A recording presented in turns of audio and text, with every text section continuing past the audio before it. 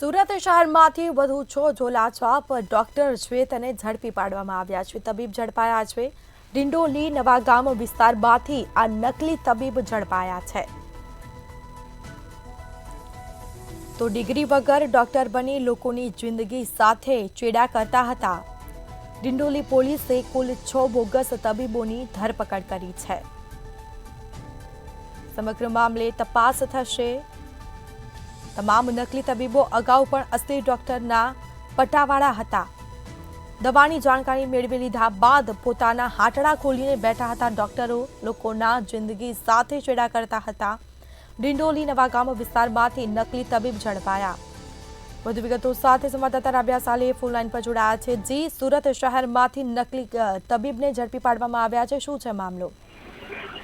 બિલાડીની ટોચના જેમ સુરતના ખૂણે ખૂણે જે આ ક્લિનિકો ચાલુ થઈ ગયા છે અને આ ક્લિનિકોની ઉપર જે બોગસ ડોક્ટરો છે જેઓ માત્ર દવાની જાણકારી મેળવી લે છે અને ત્યારબાદ પૈસા કમાવાની લાય લોકોના જીવ સાથે તેઓ ચેડા કરતા હોય છે। તેવામાં સુરતમાં વધુ ઝોલાછાપ ડોક્ટરો પકડાયા છે। સુરતનો જે ડિંડોલી નવાગામ વિસ્તાર છે ત્યાંથી ડિંડોલી પોલીસ દ્વારા બાતમીના આધારે આ ડોક્ટરો પકડી પાડવામાં છે। ડિગ્રી વગરના આ ડોક્ટરો બની બેઠા હતા જે લોકોના જીવ સાથે ચેડા કરી રહ્યા હતા। બોગસ ડોક્ટરો લોકોની જિંદગી સાથે રમી રહ્યા હોય એવું કહી શકાય છે। કુલ 6 જેટલા બોગસ તબીબોની ધરપકડ કરવામાં આવી છે। સુરતની ડિંડોલી પોલીસ સ્ટેશનની ટીમ દ્વારા એક સારી કામગીરી કરવામાં આવી છે। જો કે અગાઉ પણ અસલી ડોક્ટરને ત્યાં પટાવાળા તરીકે નોકરી કરતા જે નકલી ડોક્ટરો હોય છે તેઓ પકડાયા હતા। ત્યારે આ ડોક્ટરો દ્વારા દવાની જાણકારી મેળવી લેવાય છે અને પૈસા કમાવાની લાયે જે છે દવાખાના ખોલીને લોકોના જીવ સાથે ચેડા કરવામાં આવે છે। તેવામાં સુરતની જે ડિંડોલી પોલીસ છે એ પોલીસ દ્વારા આ નકલી ડોક્ટરો પકડી પાડવામાં આવ્યા છે। બિલકુલ, તમામ જાણકારી આપવા બદલ આપનો આભાર।